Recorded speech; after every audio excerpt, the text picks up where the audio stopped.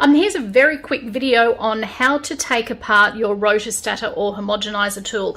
Please don't think that just because to the naked eye that your rotor stator is clean that it means it actually is free of all of the emulsion that you've just made. After I've made something, I tend to put some water in a beaker, give it a bit of a zhuzh to get some of the emulsion off, and it does a very, very good job. But you would be surprised at how much emulsion can still be on the thread underneath the hammer as well as the thread that is underneath the bell. So these plastic bits that came with your rotor stator, vitally important. This one hooks onto the spindle in the top.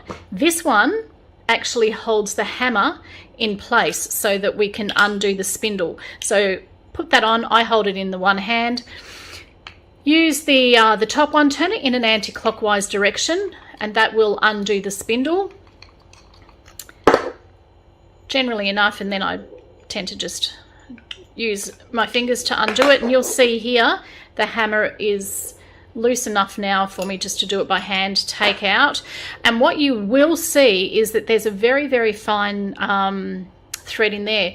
Emulsion can get stuck underneath that as well, so do make sure you clean that out.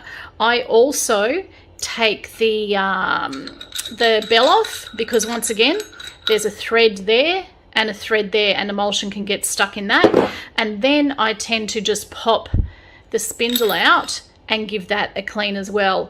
Reverse process to put it all back together again.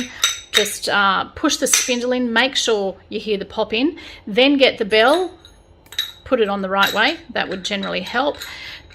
Put the bell on, grab the hammer, and I tend to just start to give that a hand twist on just to get it started, then get the lock for the hammer, put that in place, then reverse process. We just turn this in a clockwise direction just to tighten everything up. So once again, please don't assume that to the naked eye your rotor stator is clean just because you washed it under hot soapy water.